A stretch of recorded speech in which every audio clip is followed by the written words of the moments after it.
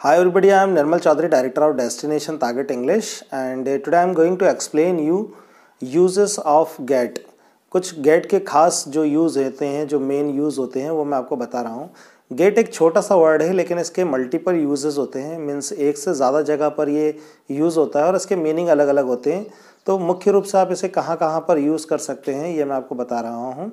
यदि आपके पास मेरी बुक है डेस्टिनेशन टारगेट इंग्लिश तो आप पेज नंबर 130 पर इसे देख सकते हैं, और यदि आप बुक लेना चाहते हैं तो आप अमेज़न पर अवेलेबल है। इसमें हिंदी और इंग्लिश में दोनों सभी चैप्टरों को मैंने एक्सप्लेन किया है, conversation, vocabulary, word meanings, grammar and all. आप इस नंबर पर कॉल करके भी ऑर्डर कर सकते हैं या फिर आप जो स्टडी सेंटर से भी इसे ले सकते हैं। तो चलिए हम देखते हैं गेट के कुछ मेन यूजेस। यहाँ देख सकते हैं चैप्टर 40 है यूज ऑफ गेट। यहाँ पर पहला जो दिया है गेट का मतलब जो होता है वो होता है पाना। आप यहाँ देख सकते हैं इसका सबसे ज़्यादा यूज़ होता है गेट का यहाँ पर पाने के रूप में। I want to get a good job, इसका मतलब होगा मैं अच्छी नौकरी पाना चाहता हूँ। तो याद रखिए गेट मीन्स पाना। सेकेंड है गेट रेडी। इसमें बहुत गलती होती है। रेडी जो है मतलब होता है तैयार, और यदि आपको उसको वर्ब के रूप में यूज़ करना है तो फिर आपको आगे की तरफ गेट लगाना होगा। जैसे हम यहाँ सेंटेंस देख सकते हैं, आई एम गेटिंग रेडी, इसका मतलब होगा मैं तैयार हो रहा हूँ। आई एम रेडी मतलब होगा मैं तैयार हूँ, और आई एम गेटिंग रेडी मतलब मैं तैयार हो रहा हूँ। इस चीज़ को आप विशेष रूप से ध्यान रखें यहाँ पर। नेक्स्ट है यहाँ पर गेटअप। वेकअप भी होता है उठने के लिए, और गेटअप का भी ज़्यादा यूज़ होता है उठने और सुबह जागने के लिए आप यूज़ कर सकते हैं ऐसे। सेंटेंस दिया है मैंने, I get up at 7 AM, मैं सुबह 7 बजे उठता हूँ। हमेशा याद रखिए टाइम के पहले आपको एट का यूज़ करना है, ये एट प्रीपोजिशन है। नेक्स्ट है गेट वेल, ठीक होना। You will get well soon, तुम जल्दी ही ठीक हो जाओगे। तो इसमें ठीक होने के लिए गेट वेल यूज़ करना है आपको। गेट आउट बहुत ही कॉमन वर्ड है, बाहर जाना। Get out of the room, कमरे से बाहर जाओ। गेट एंग्री, यहाँ पर भी आपको ध्यान रखना है। एंग्री जो है उसका मतलब होता है नाराज़, और अगर आपको उसको वर्ब के रूप में यूज़ करना है तो फिर आपको आगे जो है गेट का यूज़ करना है। गेट एंग्री मीन्स नाराज़ होना। Why are you getting angry, तुम नाराज़ क्यों हो रहे हो। नेक्स्ट है गेट वेट। इसमें भी आपको ध्यान रखना है, सिर्फ वेट का मतलब जो होता है वो होता है गीला। यदि आपको उसको वर्ब के रूप में यूज़ करना है तो आपको आगे गेट की मदद लेनी होगी। गेट वेट गीला होना। आई गॉट वेट यस्टरडे, मैं कल गीला हो गया था। नेक्स्ट है गेट इन, चढ़ना।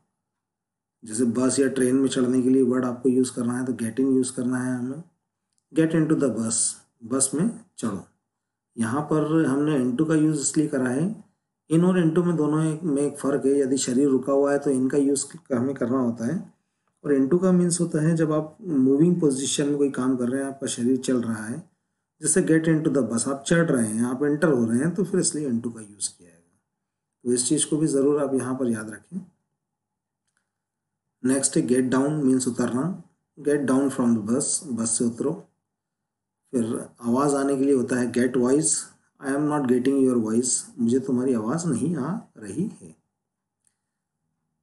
गेट लेट, इसका बहुत ज़्यादा यूज़ होता है। आई एम गेटिंग लेट, मुझे देर हो रही है।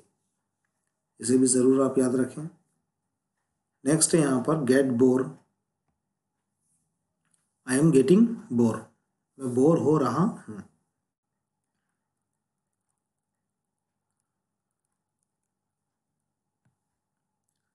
नेक्स्ट यहाँ पर है गेट ओल्ड मीन्स बूढ़ा होना। आई एम गेटिंग ओल्ड, मैं बूढ़ा हो रहा हूँ। थक जाने के लिए भी होगा get tired. I am getting tired, मैं थक रहा हूँ। ठंडा होने के लिए हो जाएगा gate cold. T is getting cold, चाय ठंडी हो रही है। Gate dark, it is getting dark, अंधेरा हो रहा है। मैंने हिंदी में एक्सप्लेन किया है, यहाँ पर मैंने वर्ड दिया है, फिर आपको एक सेंटेंस बना के बताया और उसका हिंदी में भी एक्सप्लेन किया है। आपको बिल्कुल भी परेशानी नहीं होगी यहाँ समझने में। खरीदने के लिए बाय या परचेज जो है हम कॉमन रूप से यूज़ करते हैं। यहाँ पर जो वर्ड है गेट, आप उसको भी यूज़ कर सकते हैं खरीदने के लिए। I got this shirt from big बाज़ार, मैंने ये शर्ट बिग बाज़ार से खरीदा था। Gate made, he got made, वो पागल हो गया। पागल होने के लिए भी आप इसमें यूज़ कर सकते हैं। Get married, he got married, वो उसकी शादी हो गई। पनिशमेंट के लिए भी ये ज़्यादातर यूज़ होता है, गेट पनिशमेंट। पनिशमेंट का मतलब है सिर्फ सज़ा, और सज़ा मिलना या पाना उसके लिए आपको गेट आगे लगाना है। You will get punishment today, आज तुम्हें सज़ा मिलेगी। इसमें टेंस ध्यान रखिए, आप जिस भी टेंस में बना रहे हैं उसमें यूज़ कर सकते हैं। मुझे सज़ा मिली थी तो हो जाएगा आई गॉट पनिशमेंट, था के लिए हम जो है सेकेंड फॉर्म यूज़ करते हैं। गेट का मतलब होता है एक समझ आना भी होता है, जिसे अंडरस्टैंड हम बोलते हैं। Have you got this chapter, क्या तुम्हें यह चैप्टर समझ में आ गया। हैव यू अंडरस्टूड भी ठीक है, और have you got this chapter भी। गेट रीड ऑफ, छुटकारा पाना होता है, ये भी अच्छा वर्ड है, कॉमन वर्ड है जो डेली लाइफ में ज़्यादा यूज़ होता है हमारे। I want to get rid of this job, मैं इस नौकरी से छुटकारा पाना चाहता हूँ। I want to get rid of this life, मैं इस जीवन से छुटकारा पाना चाहता हूँ।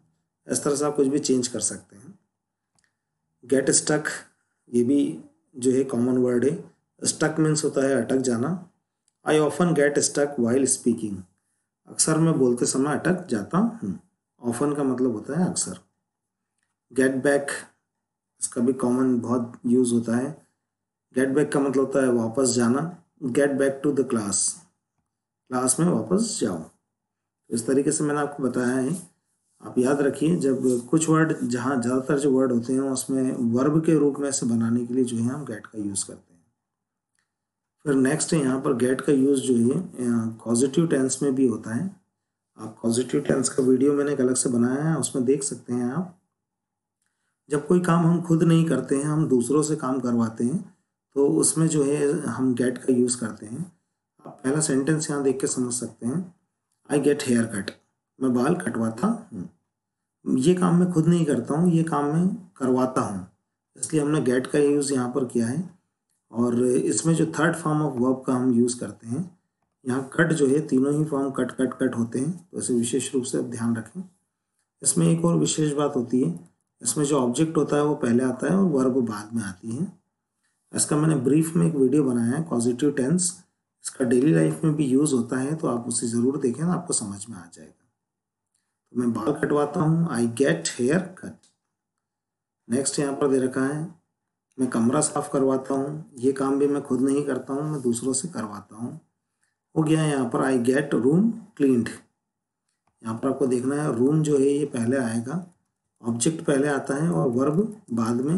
और वर्ब का आप यहाँ पर देख सकते हैं थर्ड फॉर्म में यूज़ होता है। पॉजिटिव टेंस में वर्ब का हमेशा थर्ड फॉर्म में यूज़ होगा। सामने की तरफ मैंने 2 एग्जाम्पल और दिए हैं। आई गेट मोबाइल रिपेयर्ड, मैं मोबाइल सुधराता हूँ। आप इसमें टेंस चेंज करना चाहते हैं तो टेंस का जो चेंजेस होगा वो गेट के साथ में होता है। मैंने मोबाइल सुधराया था, तो गेट का हो जाएगा got, I got mobile repaired. सुधरा रहा हूँ, आई एम गेटिंग मोबाइल रिपेयर्ड। सुधरा रहा था तो I was getting mobile repaired. इस तरीके से जो टेंस का जो भी चेंजेस होंगे वो गेट में आपको करना है। मैं कपड़े धुलवाता हूँ, आई गेट क्लोथ्स वॉश्ड, सभी में थर्ड फॉर्म का यूज़ किया है। गेट का एक प्रमुख यूज़ है यहाँ पर, इसे जरूर याद रखें आप। पॉजिटिव टेंस जब हम काम किसी दूसरे व्यक्ति से करवाते हैं। गेट के साथ थर्ड फॉर्म, गेट के थर्ड फॉर्म गॉट का प्रयोग हम हैव, हैज़, हैड के साथ किसी बात पर जोर देने के लिए करते हैं। इस चैप्टर को भी आपको विशेष रूप से ध्यान रखना है, अच्छा चैप्टर है, यूज़ होता है ज़्यादातर। सिंपली आप इसमें से गेट को हटा दीजिए यहाँ पर। आई हैव टू गो, इसका मतलब होता है मुझे जाना है। विशेष रूप से ध्यान रखिए, हैव टू जो सिंपल मैंने आपको बताया है हेल्पिंग वर्ब के रूप में जो हम यूज़ करते हैं, आई हैव टू गो, मुझे जाना है। लेकिन यदि आप यहाँ पर गेट का थर्ड फॉर्म गॉट यूज़ कर लेते हैं तो आप उस चीज़ को फोर्स, वजन डालकर बोल रहे हैं, उस बात में जोर देकर कह रहे हैं I have got to go, मुझे जाना ही है। जैसे नॉर्मल सिचुएशन है, आपको घर जाना है तो आप बोलेंगे आई हैव टू गो, लेकिन आप बहुत देर हो गई है आपको और आप कहना चाहते हैं कि मुझे जाना ही है, बहुत देर हो गई है, तो फिर आप बीच में जो है गॉट का यूज़ कर दें, I have got to go. यहाँ पर आप कोई भी वर्ब जो है वर्ब का फर्स्ट फॉर्म यूज़ कर और भी सेंटेंस बना सकते हैं आप। I have got to meet you, मुझे तुमसे मिलना ही है। I have got to do MBA, मुझे MBA करना ही है। I have got to get this job, मुझे यह नौकरी को पाना ही है किसी भी कीमत पर, एट एनी कॉस्ट। नेक्स्ट यहाँ देख सकते हैं हैव का सेकेंड फॉर्म हो गया had. I had got to meet you, मुझे तुमसे मिलना ही था। यहाँ पर जो हैव का सेकेंड फॉर्म है वो हो गया हैड। हैव टू मतलब ना है और हैव गॉट टू मतलब ना ही है, उसी का सेकेंड फॉर्म के रूप में हुआ है, हैव का हो जाएगा हैड। कोई कंफ्यूज होने की आपको ज़रूरत नहीं है, सिर्फ इसमें एक नया वर्ड जुड़ गया है गॉट, इससे हमने जो है उस बात को जोर डालकर हम उस चीज़ को कह रहे हैं। पास्ट टेंस में हमें हैड यूज़ करना है, प्रेजेंट में हैव यूज़ होता है।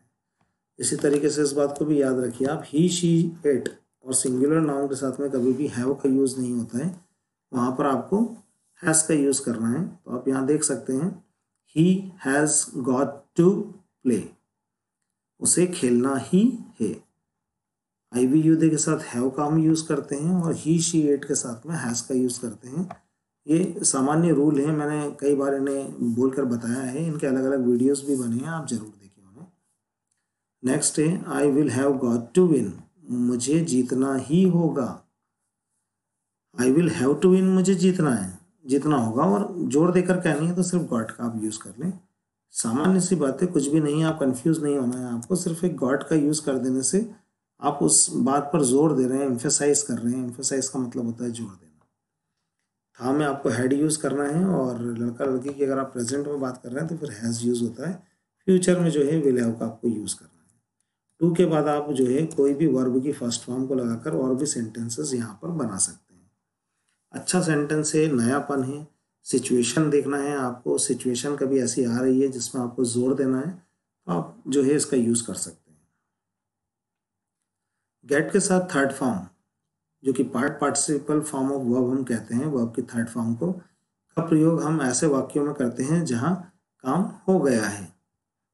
बहुत अच्छा चैप्टर है, जरूर ध्यान रखें, ग्रामर के दृष्टिकोण से बहुत महत्वपूर्ण है। आई स्लेप्ड हिम, इसे थोड़ा सा ध्यान से समझिए आप। I slapped him second form of verb है यहाँ पर, मैंने उसे तमाचा मारा था।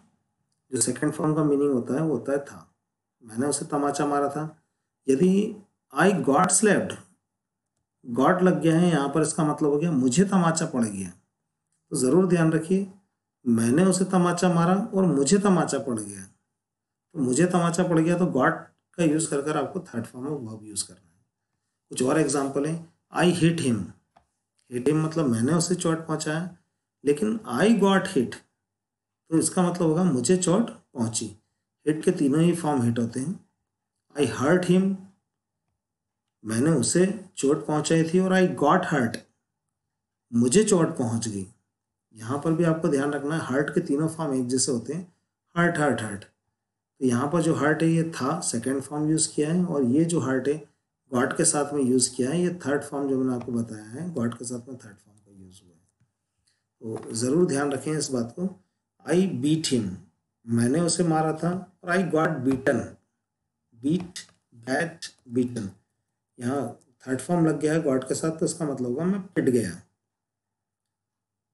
कॉमन सेंटेंस से ज़रूर ध्यान रखिए, कुछ भी कंफ्यूज नहीं होना है। गेट के साथ में अगर थर्ड फॉर्म का यूज़ हो जाता है तो फिर वो पार्टिसिपल फॉर्म बन जाता है। बहुत आसान है, मैंने उसे पीटा था और मैं खुद पिट गया। आई कन्फ्यूज्ड हिम, मैंने उसे उलझन में डाला था, और आई गॉट कन्फ्यूज यानी मैं खुद कन्फ्यूज हो गया था। आई बर्न्ट गैस, मैंने गैस जलाया था, और माई फिंगर गॉट बर्न्ट, मेरी उंगली जल गई। तो इस चीज़ को आप ज़रूर याद रखें। यहाँ पर मैंने गेट के कुछ यूजेस आपको एक्सप्लेन किए हैं, गेट के जो डिफरेंट यूजेस है पहले मैंने वो बताया है आपको यहाँ पर।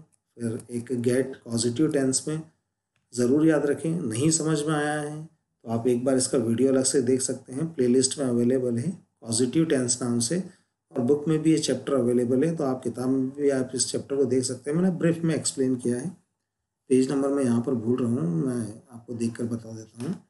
और ये जो यहाँ पर गेट के साथ थर्ड फॉर्म ऑफ का प्रयोग किया है हमने हैव एज एट के साथ में, किसी बात को हम जो है वो जोर देने के लिए जो है यहाँ पर करते हैं। अच्छा चैप्टर है, कुछ नयापन है, अच्छे तरीके के वाक्य हैं, आप इससे अपनी भाषा में खूबसूरती ला सकते हैं। खूबसूरती भाषा में दो तरीक़ों से आ सकती है, या तो आप खूबसूरत शब्दों का इस्तेमाल करें या फिर ग्रामर से उसको सुंदर बनाएं। शब्दों से जो सुंदरता काफ़ी लोग ले आते हैं, आपको कुछ नहीं करना है, आप 10, 20, 50 अच्छे भारी भरकम शब्दों को यूज़ कीजिए भाषा में, इससे आप इम्प्रेशन जमा सकते हैं। ऐसा कॉमन हर व्यक्ति कर लेता है, आपने देखा होगा। लेकिन ग्रामर से सुंदरता लाना भाषा में बहुत डिफिकल्ट होता है और कुछ ही लोग होते हैं जो ऐसा कर पाते हैं। तो यदि आप इस चैप्टर को 2, 3, 4 बार अगर देख रहे हैं तो नुकसान नहीं है। ग्रामर की ब्यूटी बहुत अलग तरीके की होती है। इससे definitely you will have good impression, आपका इम्प्रेशन बहुत अच्छा पड़ेगा। थोड़ा सा मेहनत, कंफ्यूज नहीं होना है, आप आसानी से समझ जाएंगे। फिर एक जो लास्ट मैंने बताया, ये वाला चैप्टर भी आप ध्यान रखें। आई स्लेप्ड हिम, मैंने उसे तमाचा मारा, और आई गॉट स्लेप्ड, मुझे तमाचा पड़ गया। गॉट के साथ में थर्ड फॉर्म आपको यूज़ करना है। तो यहाँ पर जो गेट के मुख्य रूप से जो यूज़ होते हैं वो मैंने आपको बताए हैं। तो ये ऐसे सेंटेंसों का चुनाव किया है मैंने जो हमारी डेली लाइफ में जो बहुत ज़्यादा यूज़ होते हैं, मैंने सिर्फ उसी पर ही जोर डालकर यहाँ पर बताया है। तो आप ज़रूर इन्हें याद रखें, और यदि 1-2 बार आप इस चैप्टर को देखते हैं तो ये आपको संभवतः ज़रूर समझ में आ जाएंगे, आई होप सो। इसके बाद कुछ और भी चैप्टर दिए हुए हैं किताब में मैंने, लाइक के और बीइंग के, और बी और बीइंग का यूज़ कैसे करना होता है, पैसिव वॉइस में इसका यूज़ कहाँ होता है, all forms of you, verbs, ये हम अगले वीडियोस में देखेंगे। तो आज के लिए सिर्फ गेट को रखते हैं। थोड़ा कंफ्यूज करने वाला चैप्टर है, लेकिन 2-3 बार यदि आप देखते हैं तो definitely you will be very much perfect in that, and you will not have mistake. आपसे गलती नहीं होगा इसका यूज़ करने में अपनी भाषा में। इसको आपको सही इंग्लिश लिखने और बोलने में दोनों में मदद जरूर मिलेगी। मैं उम्मीद करता हूँ आपको गेट का ये चैप्टर समझ में आया होगा, और गेट से किस तरह से हम जो हैं अलग अलग इससे सेंटेंस बना सकते हैं। यदि आपसे कोई सेंटेंस कोई बोल रहा है तो आप उसे देखकर समझ सकते हैं कि उसने गेट यूज़ किया है तो वो किस रूप में यूज़ किया है। इस तरह से जो है आप सही इंग्लिश समझ भी सकते हैं और आपको स्पीकिंग में भी कोई परेशानी नहीं होगा। यदि आपको ये वीडियो अच्छा लगा है तो प्लीज़ इसे लाइक करें, शेयर करें, सब्सक्राइब करें। पढ़ें पढ़ाएं, देश को आगे बढ़ाएं। Thank you, have a nice day.